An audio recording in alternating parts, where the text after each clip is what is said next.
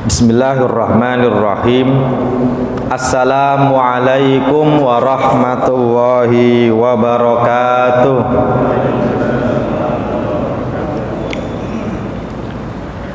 Innal hamdalillahi nahmaduhu wa nasta'inuhu wa nastaghfiruhu wa natubu ilaihi wa na'udzu bihi min syururi anfusina wa sayyiati a'malina may yahdihillahu fala mudhillalah wa may yudlilhu fala hadiyalah. Allahumma fashalli wa sallim ala sayyidina Muhammad wa ala alihi wa ashabihi wa man sara ala nahjihi ila yaumil qiyamah. Rabbi syrah li sadri wa yassir li amri wahlul 'uqdatam min lisani yafqahu qawli, amma ba'du. Hadirin jamaah salat maghrib Masjid Darul Muqarrabin, baik yang hadir di masjid ini maupun yang menyimak online ya. Alhamdulillah ini ada siaran langsung ya Pak ya. Pakai apa? YouTube ya, alhamdulillah. Jadi nanti bapak-bapak bisa subscribe, like dan komen YouTube-nya ya. Namanya apa YouTube-nya ini? Masjid Darul Muqarrabin punya. Alhamdulillah, ini satu kemajuan tersendiri ya Pak ya. Jangan-jangan Bapak punya YouTube nggak Pak? Punya ya Pak ya.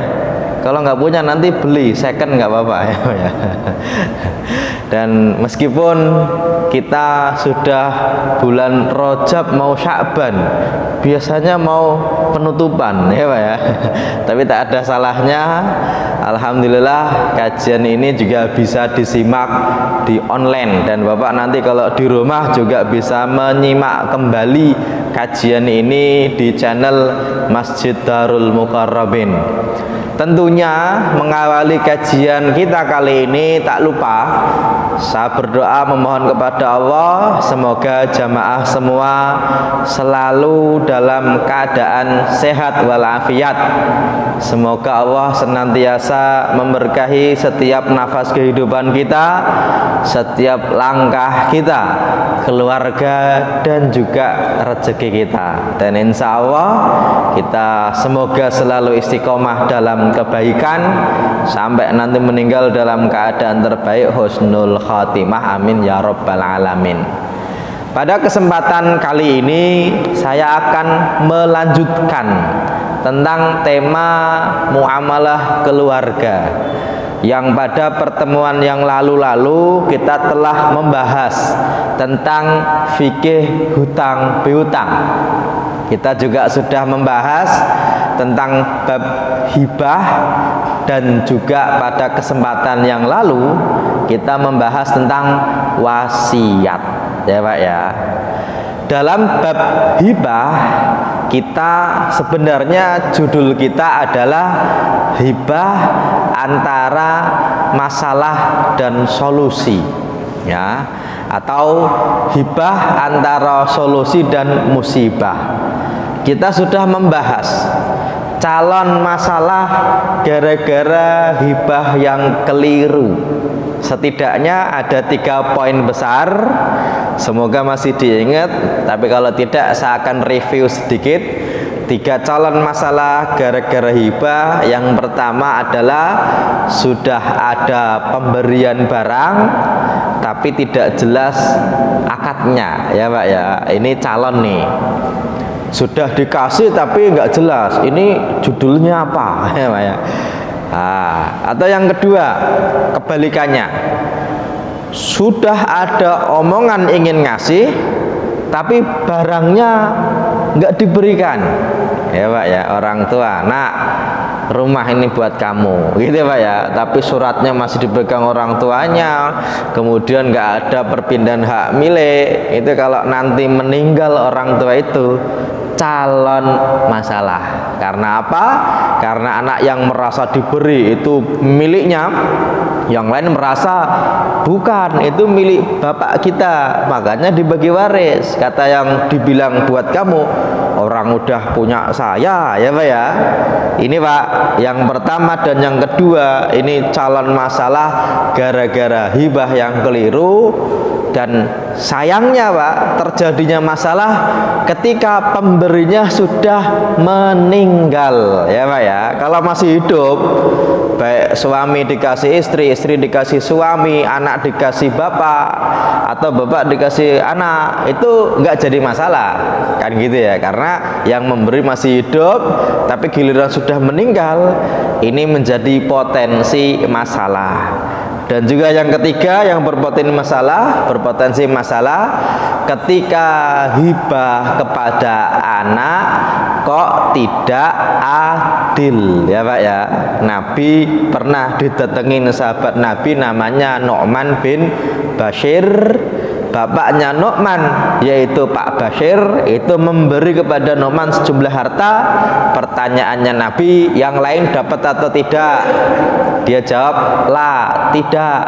Makanya farji'hu, jangan begitu, karena saya tidak mau jadi saksi atas kezaliman, ya Pak ya. Meskipun nanti ulama berbeda pendapat terkait kalau sudah dikasih kepada salah satu anak kok tidak adil, itu nanti kalau bapaknya meninggal Pak, pemberiannya itu wajib dibalikin atau tetap milik dia. Ini ulama berbeda pendapat ya. Kebanyakan ulama sih bilang ya kalau udah dikasih sudah sah pemberiannya, ya Pak ya, meskipun tidak adil itu sudah jadi milik anaknya. Tapi kalau dosa, yang dosa siapa? Orang tuanya, kan gitu Pak ya. Oke ya, meskipun nanti bagusnya dibicarakan. Ini calon masalah gara-gara hibah. Berarti kalau bisa jangan punya masalah, ya Pak ya. Karena apa? Di dalam Al-Qur'an anak dan harta itu dua kemungkinan. Kemungkinan pertama jadi perhiasan dunia, kemungkinan kedua jadi ujian, ya Pak ya. Dalam surat Al-Kahfi disebutkan al-malu wal banuna zinatul hayatid dunya, kan gitu ya. Meskipun terusannya wal baqiyatus sholih dan lain sebagainya. Al-malu, harta, wal banuna, dan anak-anak itu zinatul hayatid dunya, perhiasan dunia.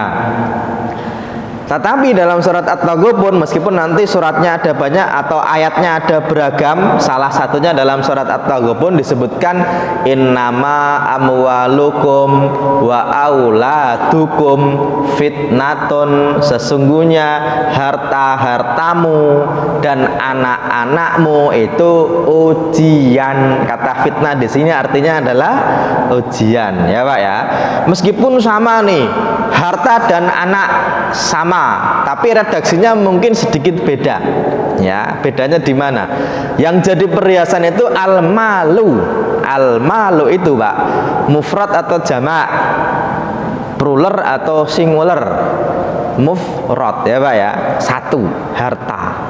Tapi kalau dalam surat At-Taghabun yang menjadi fitnah itu innama amwalukum, yaitu redaksinya pakai apa? Jamak taksir dari mal, yaitu amwal. Ini sudah mengindikasikan Pak, biasanya kalau duitnya banyak itu calon masalah, ya Pak ya. Duitnya banyak, buktinya ada orang terkaya di Indonesia, ya malah salah satu jajaran orang terkaya, meninggal Pak, hartanya triliunan, ya Pak ya. Berantem nggak anaknya? Rebutan, ya Pak ya. Rebutan itu Pak, kalau banyak enak Pak, kalau rebutan kok sedikit nggak enak, ya Pak ya. Rebutan banyak itu enak. Dan berantemnya orang punya duit sama yang nggak punya duit itu beda Pak, ya Pak ya. Di jalan itu kalau berantemnya orang nggak pada punya duit itu sekali nonjok mikir, nanti kalau divisum laporin polisi, satu kali nonjok 1 juta ya Pak ya. Jadi kalau nggak punya duit Pak, mikir Pak mau nonjok. Tapi kalau punya duit, bodoh amat kan gitu ya Pak ya.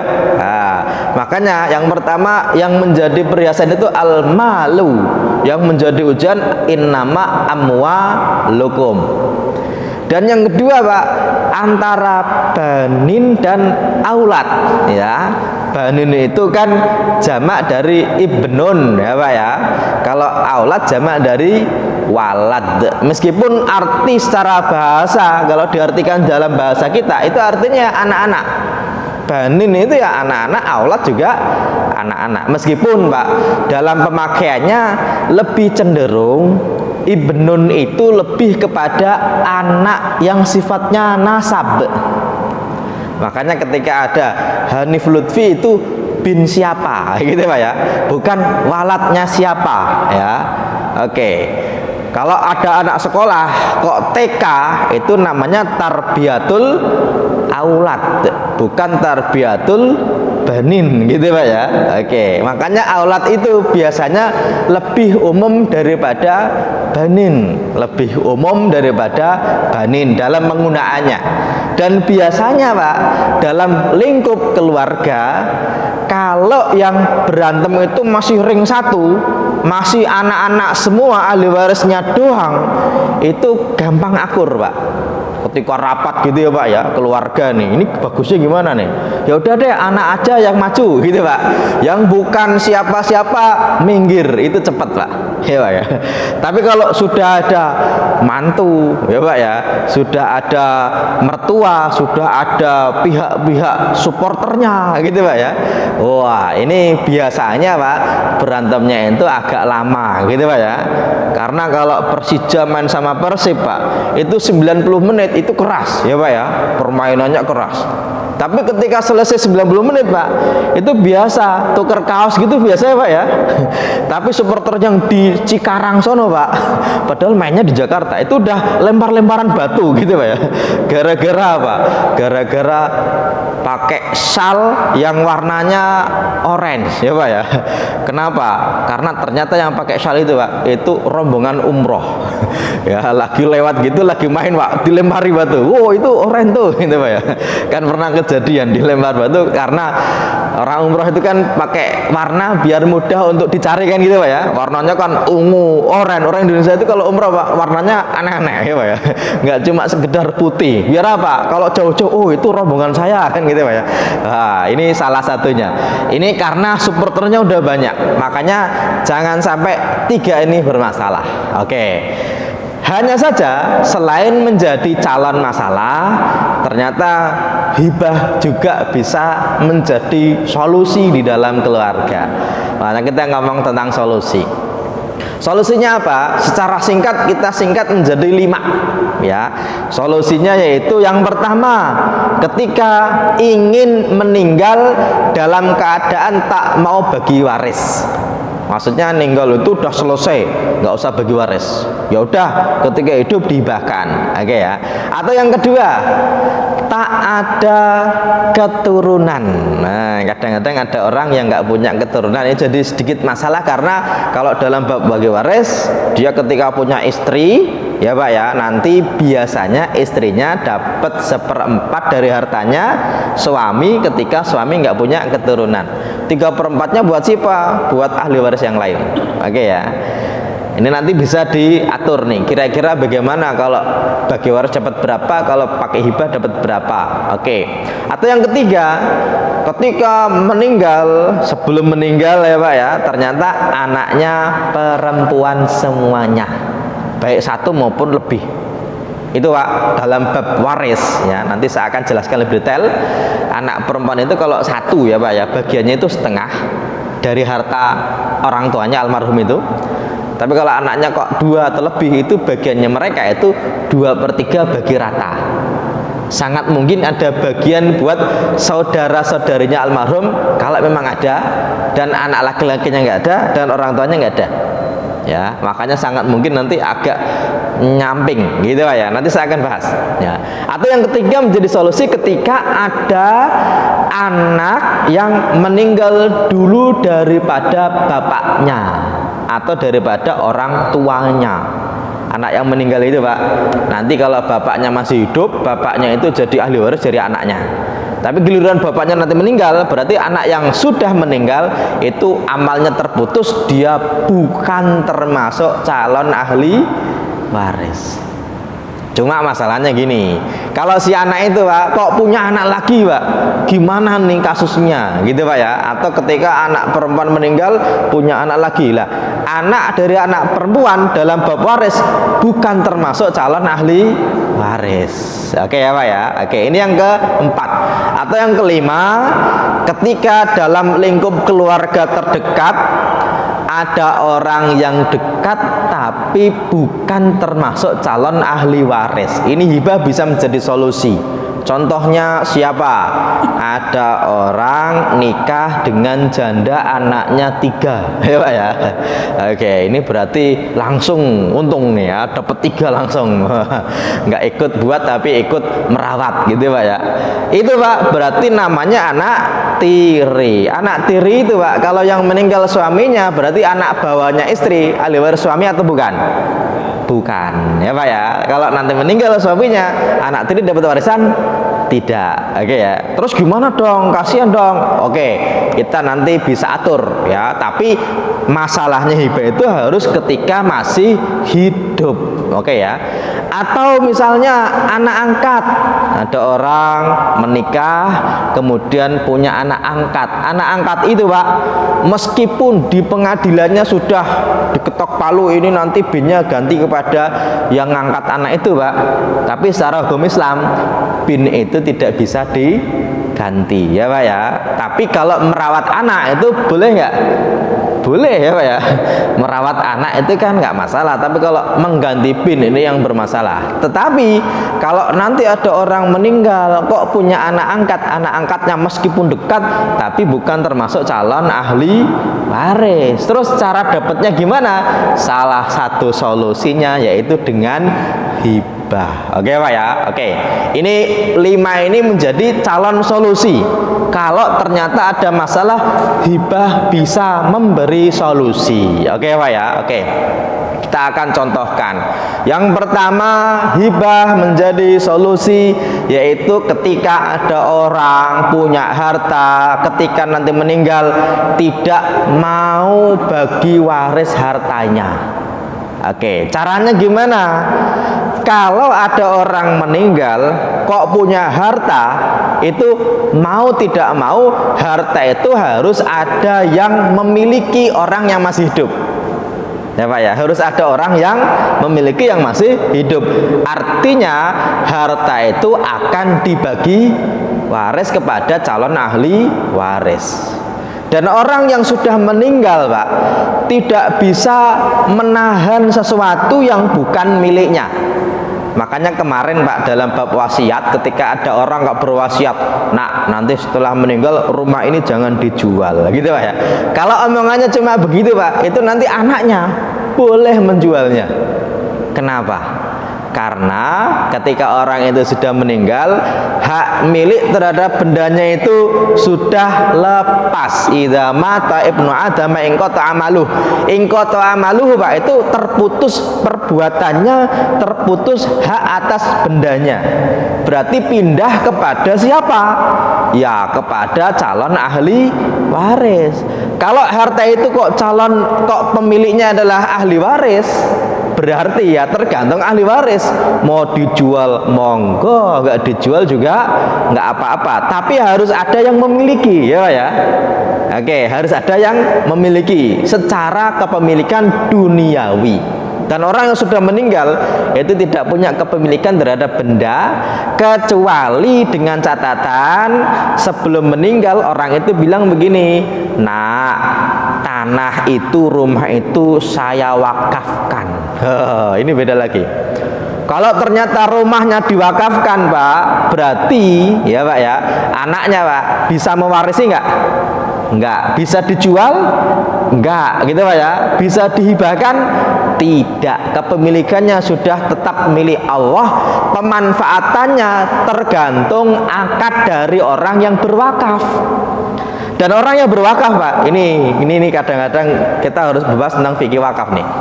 Wakaf itu, Pak, sebenarnya tidak melulu bicara mengenai masjid, musola, madrasah, kuburan.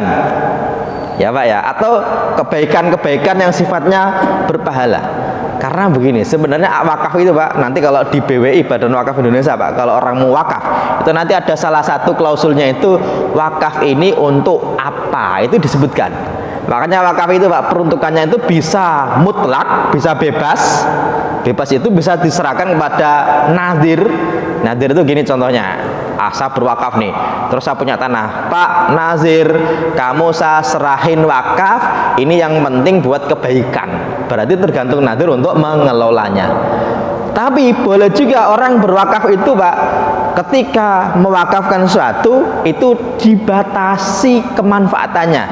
Namanya muqayyad. Ya, Pak ya. Muqayyad itu contohnya gini. Sama berwakaf tanah ya. Nanti tanah itu diusahakan kalau nanti menghasilkan duitnya buat membiayai anak cucu saya untuk sekolah. Boleh nggak, Pak? Boleh ya, Pak ya, nggak masalah. Lo kan anak cucunya Pak Ustadz, orang yang sudah meninggal, Pak, itu nggak wajib membiayai anak cucu kan gitu, Pak ya. Tapi ketika disebutkan dalam klausul akad wakaf, dalam masyhud wakaf itu, Pak, itu berarti tanah itu kepemilikannya milik Allah, digunakan dalam rangka kebaikan, diusahakan duitnya, Pak, nanti digunakan untuk anak cucu untuk sekolah. Boleh ya, Pak ya. Di Indonesia itu, Pak, nanti ada wakaf Habib Abu Bakar Al-Habsyi atau terkenal dengan Habib Buga Asy. Nanti Bapak klik di internet ya, Pak ya. Habib Buga Asy ini 300 tahun yang lalu, Pak, ada orang Aceh, belum ada Indonesia berarti ya, Pak ya, masih ada, belum merdeka lah setidaknya, masih namanya masih Nusantara.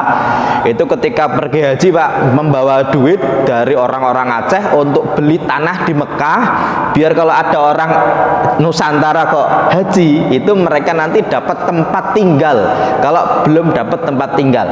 Makanya diwakafkan tanah itu untuk orang Nusantara ya, Pak ya, ada yang bilang untuk orang Aceh. Tetapi hari ini, Pak, ketika orang itu pergi haji sudah dapat hotelnya masing-masing ya, Pak ya, dan tanah itu, Pak, mengalami perluasan Masjid Nabawi, dia kena ganti rugi, dan ternyata ganti ruginya enggak ganti rugi, ganti untung. Tapi karena tanahnya wakaf ya, Pak ya, itu mau tidak mau harus dibelikan tanah lagi. Dan sekarang tanahnya luas, dibuat hotelnya disewakan, dapat duitnya dibagi-bagi buat jamaah haji asal Aceh. Oh ya, setahun itu 23 miliar, Pak, hasilnya, Pak ya. Oke, itu dari hasil wakaf, dan hanya orang Aceh yang mendapatkan bagian. Makanya jemaah haji Aceh itu kalau pas haji itu dapat bagi-bagi duit tuh 5 juta dari Habib Abu Bakar Al-Habsyi yang wakafnya itu disebutkan untuk orang yang haji ya, Pak ya. Oke, dan orang Aceh. Nah, kalau sudah meninggal kok bisa sedekah tiap tahun 23 miliar, kira-kira sombong nggak, Pak, di kuburan? Kalaupun sombong itu udah nggak ngaruh amalnya ya, Pak ya. Orang sekarang itu, Pak, zakat kok semiliar itu wah terkenal banget ya, Pak ya. Oke, kalau zakat, padahal zakat itu wajib. Kalau ini, Pak, wakaf, setiap tahun kok duitnya 23 miliar kok buat sedekah ya, Pak ya. Dan insya Allah ini kalau nadirnya bagus dan insya Allah bagus, itu bisa abadi selamanya ya, Pak ya. Makanya Bapak kalau punya tanah banyak di Kuningan, wakafin aja. Buat apa? Disewain buat hotel, hasilnya buat kebaikan. Bapak bisa sebut kebaikannya, disebutkan dalam klausulnya, misalnya buat anak cucu saya sekolah. Berarti, Pak, ketika Bapak sudah meninggal, anak cucunya itu nggak ada yang kekurangan duit untuk bayar kuliah ya, Pak ya. Ini contohnya nih ya, ketika orang sudah meninggal, hartanya pindah kepada orang lain. Tapi kalau sebelum meninggal kok diberikan kepada orang lain, boleh nggak? boleh ya Pak ya, tapi dengan catatan kalau orang lainnya kok bukan anaknya, ya jangan sampai anaknya dalam keadaan fakir miskin. Kalau kepada anaknya dalam catatannya harus apa? Adil gitu Pak ya. Oke, anaknya dikumpulin. Nah, kamu dapat ini, dapat ini, dapat ini, dapat ini. Nih suratnya. Masalah nanti mecah-mecah sertifikatnya itu tentang legalitas. Tapi kalau sudah ada penyerahan meskipun simbolik, berarti hibahnya sudah dianggap apa? Sah ya Pak ya. Tapi kalau cuma ngomong doang, buat kamu, buat kamu, buat kamu, calon masalah ya Pak ya. Oke, makanya ketika orang sebelum meninggal kok menghibahkan hartanya kepada anak-anaknya misalnya, kemudian dia cuma sekedar saya numpang aja deh, sebulan di anak pertama, sebulan di anak kedua gitu Pak ya. Nanti dia cuma ngemper di masjid, nyapu-nyapu masjid, menikmati masa tua gitu kan. Boleh nggak? Boleh ya Pak ya. Biar apa? Biar nanti kalau ditanya malaikat, berapa hartamu? Nggak ada ya Pak ya, orang udah saya kasihin gitu kan Pak ya. Oke, ini salah satunya, yaitu ketika orang meninggal dan tidak mau bagi waris kepada anaknya, ya udah ketika masih hidup dihibahkan. Ingat, dihibahkan kan gitu Pak ya, jangan diwasiatkan, karena wasiat itu dalam hadis riwayat Imam At-Tirmidzi dan juga Imam Ibnu Majah disebutkan ala la wasiyata liwarisin. Ingat, tidak boleh memberi harta dari jalur warisan kepada calon ahli waris. Oke ya Pak ya. Oke. Kemudian yang kedua, ketika ada seseorang menikah atau belum menikah dan belum punya keturunan ya, ini salah satu solusi. Kenapa saya bilang solusi? Karena begini, ketika suami punya harta, istri punya harta, menikah ya Pak ya, berarti hartanya suami adalah harta suami gitu Pak ya, hartanya istri adalah harta istri. Aslinya begitu Pak, meskipun kadang-kadang jadi guyonan, hartanya istri adalah harta istri, hartanya suami adalah harta istri juga gitu Pak ya. Ini saking baiknya laki-laki Indonesia, dapat gajian itu Pak, itu gajiannya jadi uang terima kasih. Habis diterima di kantor dikasih ke istri ya, suaminya paling cuma celempit-celempitin 5.000, 10.000 di peci Pak ya, biar nanti kalau pulang dari masjid itu kalau mau belanja atau mau jajan kopi nggak harus minta ke istri gitu kan. Itu saking baiknya laki-laki Indonesia ya. Tetapi begini, harta yang menjadi milik suami, benar-benar milik suami, misalnya nih ya, suami punya tanah dari orang tuanya gitu kan ya, itu Pak sebenarnya yang milik suami. Kalau suami tadi meninggal, berarti bagi warisnya Pak, di dalam Al-Quran dijelaskan seorang istri kalau suaminya punya anak, istri dapat 1/8. Kalau suaminya nggak punya keturunan sama sekali, berarti istrinya dapat 1/4 dari harta suami. Oke Pak ya, artinya suami tidak menguasai semua hartanya istri. Tapi kalau ternyata setelah meninggal kok dikuasai semua sama istrinya, berarti zalim nggak istrinya? Zalim ya Pak ya, dan terjadi banyak Pak. Saya pernah ditanya jamaah, Pak Ustadz, ada purnawirawan polisi, dia udah levelnya tinggi, meninggal istrinya ternyata gini semua. Ini jadi masalah. Tetapi begini, aslinya kalau bagi waris, istrinya dapat 1/4, 3/4-nya buat siapa? Kalau suami tadi masih punya bapak ibu, berarti buat mereka. Tapi kalau bapak ibunya sudah meninggal, buat saudara-saudarinya yang masih hidup. Berarti Pak, banyakkan suami, banyakkan istri atau banyakkan saudara-saudari? Banyakkan saudara-saudari. Dan Indonesia Pak, hampir-hampir tidak terjadi perpindahan harta dari seorang laki-laki kepada saudara-saudarinya. Karena biasa Pak, saudara-saudara itu meskipun lahirnya dari satu rahim, tapi kalau sudah sama-sama menikah, sudah sama-sama cari duit sendiri, itu kayak orang lain ya Pak ya. Kadang-kadang malah lebih deket temannya daripada adiknya. Kalau temannya pinjem Pak, gampang ada gitu Pak ya. Kalau saudaranya pinjem, walah saya juga lagi butuh gitu Pak ya. Kadang-kadang begitu, kadang-kadang. Makanya jarang-jarang sampai nyamping ke saudara-saudari. Makanya kalaupun masih hidup, saudara-saudaranya dipanggil, istrinya dipanggil, saudara-saudariku, ini meskipun saya bukan berarti udah kerasa mau meninggal, bukan ya, bukan berarti saya firasat loh ya, tapi saya pengen hibah nih. Ya, kalau saya hibahkan ke istri semua boleh nggak? Kata saudaranya, ya nggak apa-apa, kan harta-hartamu. Oke, tanda tangan gitu ya Pak ya. Berarti kalau nanti sang suami tadi meninggal, saudara-saudarinya Pak, kira-kira dapat warisan nggak? Ya kalau suaminya udah nggak punya duit, itu berarti nggak dapat warisan kan gitu Pak ya. Oke ya. Cuma masalahnya begini, masalahnya ya Pak ya. Kalau ternyata dihibahkan kepada istrinya dan tidak ada yang tahu, ini nanti jadi calon konflik Pak. Pasti saudara-saudaranya itu nuntut, ini adikku, kakakku kan meninggal, dia nggak punya siapa-siapa, harusnya saya dapatkan gitu Pak ya. Oke, makanya kalau bisa dikumpulin dibilang ya, meskipun kalau ternyata saudara-saudaranya mau dikasih juga, bagus nih, kamu tenang aja, kamu juga saya kasih gitu Pak ya. Meskipun boleh Pak, ini menjadi salah satu solusi ya Pak ya. Ketika orang itu meninggal kok punya istri saja, nggak punya keturunan dan orang tua sudah meninggal, berarti sangat mungkin nanti kepada saudara dan saudari. Boleh nggak Pak Ustadz hibah kepada istri semuanya? Secara hukum sebenarnya nggak masalah ya Pak ya, asalkan saudara-saudaranya dikasih tahu, dan kalau bisa mereka kalau tahu itu berarti mereka nggak akan menuntut lagi gitu Pak ya. Cuma akan berpotensi begini, ini potensi doang. Kalau ternyata sang suami tadi sudah menghibahkan kepada istrinya semuanya, berarti harta itu milik siapa? Istri. Rencananya Pak, yang meninggal dulu siapa? Suaminya ya Pak ya, rencananya. Tapi daftarnya malaikat itu nggak selalu suami dulu, baru siapa? Istri gitu Pak ya. Meskipun yang banyak itu bapak-bapak dulu meninggal baru ibu-ibunya gitu ya. Kadang-kadang begitu. Kenapa? Karena bapaknya tiap hari Pak nahan diri, nahan hati ya Pak ya. Makanya sakit hati duluan gitu. Tapi nggak di sini insya Allah ya Pak ya.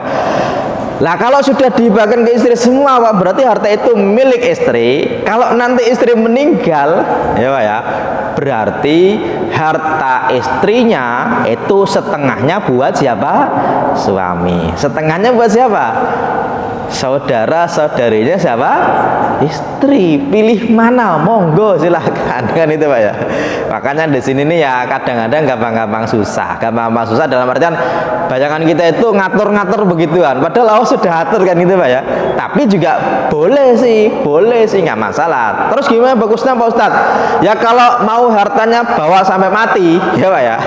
Gampang. Wakafin aja ke Masjid Darul Muqarrabin ya Pak ya. Saya punya tanah di samping ini, saya wakafin deh. Itu insya Allah Pak, kalau ikhlas dibawa sampai meninggal ya Pak ya. Nah, tapi kalau mau, tapi kalau enggak apa-apa. Tetapi ini menjadi salah satu solusi ketika ternyata ya Pak ya, orang itu menikah atau belum menikah, punya duit banyak, dan ternyata ahli warisnya tidak ada ke bawah. Itu hibah bisa menjadi solusi. Atau saya lanjutkan juga solusi yang kelima ya.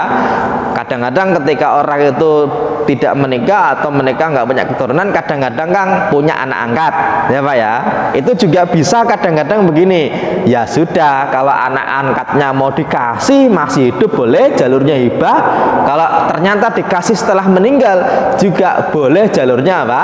Wasiat. Tapi kalau bagi waris, anak angkat tidak dapat apa? Warisan ya Pak ya. Saya pernah Pak diundang jamaah ke rumahnya daerah Jakarta Timur. Ya itu masalahnya agak pelik gara-gara gini.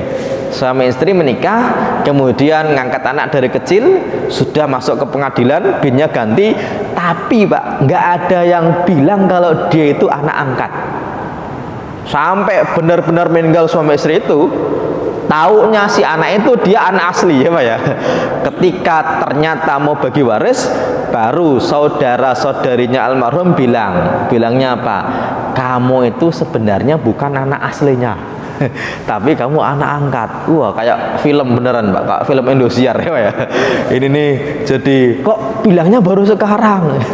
Nah kan kita nggak enak bilangnya dulu, ya nggak enak bilang dulu, itu ya nanti jadi masalah di kemudian hari kan itu Pak ya. Nah ini agak gampang susah ya. Makanya ketika ada orang yang tidak punya keturunan atau belum dikaruniai keturunan, maka hibah menjadi salah satu apa? Solusi ya Pak ya. Oke. Karena nanti akan kemungkinannya akan kepada saudara-saudarinya. Tapi kalau biarin aja deh, yang penting saudara-saudarinya tahu, istrinya tahu, insya Allah juga nggak akan ada orang yang makan harta orang lain secara zalim. Karena kadang-kadang begini, ini masalah muncul keluarga besar suami sama keluarga besar istri gara-gara masalah suaminya udah meninggal tapi nggak ada siapa-siapa keturunannya, itu biasanya sedikit masalah. Kalau hartanya banyak ya Pak ya, hartanya banyak. Oke. Atau yang ketiga, hibah menjadi solusi, yaitu ketika ada orang punya anak perempuan semuanya. Oke, meskipun gini, ketika orang itu menikah kok punya anak perempuan semuanya, nggak apa-apa, karena memang qadarullah, Allah memberi, tergantung Allah memberinya gitu Pak ya, dan itu menjadi nikmat tersendiri yang patut kita syukuri. Tetapi dalam bab bagi waris, ketika seorang suami punya istri, punya anak satu perempuan, oke ya, ini kita fair-fairan aja, di atas kertasnya dulu dalam hukum syariatnya bagaimana. Berarti kalau suami tadi meninggal, istrinya dapat berapa? 1/8, karena suami punya anak ya Pak ya, mau laki-laki perempuan yang penting suami punya anak. Berarti Pak, istri dapat 1/8, kemudian anaknya dapat berapa? Wa in kanat wahidatan falahan nisf. Ini dalam surat An-Nisa, kalau anaknya ada satu saja maka dia dapat berapa? Setengah. Coba kita tambah-tambahan, setengah tambah 1/8 berarti berapa? 1/8 tambah 4/8 gitu Pak ya. Kan penyebutnya disamain dulu kan ya Pak ya, ini pelajaran SD kan ya, masih ingat kan ya. Berarti 4/8 tambah 1/8 masih 5/8, berarti masih 3/8. Kalau asumsinya hartanya 8 miliar, berarti istrinya dapat 1 miliar. Oke Pak ya, berarti anak perempuannya dapat 4 miliar. Berarti 3 miliarnya itu masih mungkin untuk orang lain. Orang lain itu siapa? Kalau punya bapak ibu berarti buat mereka saudaranya tertutup oleh bapaknya ya Pak ya. Tapi kalau bapak ibunya udah meninggal, berarti saudara-saudarinya dapat 3/8. Kalau laki-laki perempuan ada, maka 3/8 bagi apa? Dua laki-laki dapat 2 bagian perempuan. Kalau misalnya saudaranya satu, saudarinya satu, ya udah 3/8 Pak. Saudaranya dapat 2 miliar, saudarinya dapat 1 miliar.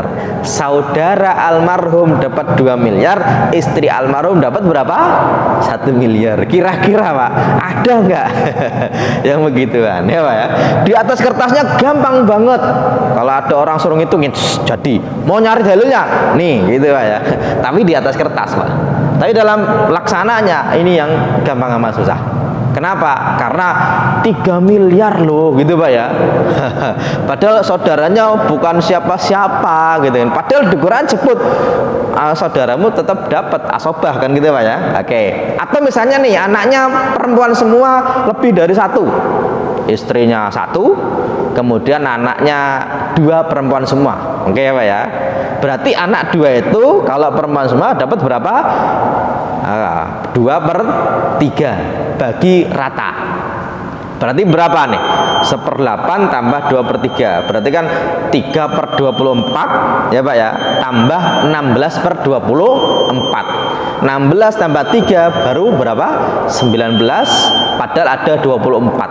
Kalau hartanya 24 miliar ya Pak ya, berarti masih ada 5 miliar yang akan kepada saudara-saudarinya. Oke Pak ya, ini kalau anaknya perempuan semua. Terus gimana dong? Nah ini makanya Pak, salah satu solusinya yaitu hibah aja kepada siapa? Anaknya, kan gitu Pak ya. Anaknya dihibah, ini kamu gitu ya. Tapi kalau bisa ketika hibah sih saudaranya dikasih tahu.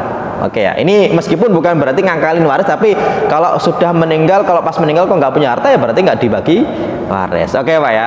Oke. Atau ada anak yang wafat dulu dari orang tuanya, ini juga bisa menjadi salah satu solusi, yaitu bab hibah. Oke.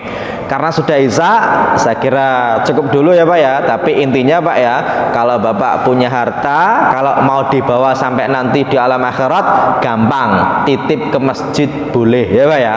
Nanti diambilnya di akhirat. Gitu ya Pak ya. Tapi kalau mau tidak dititipkan, maka dibagi waris kepada ahli waris. Kalau mau dibakan monggo selama masih hidup, tapi kalau diwasiatkan jangan berwasiat kepada calon ahli waris. Oke, itu saja yang bisa saya sampaikan, kurang lebihnya saya mohon maaf ya Pak ya. Kita akhiri dengan doa kafaratul majlis. Subhanakallahumma wa bihamdika asyhadu an la ilaha illa anta astaghfiruka wa atubu ilaik. Assalamualaikum warahmatullahi wabarakatuh.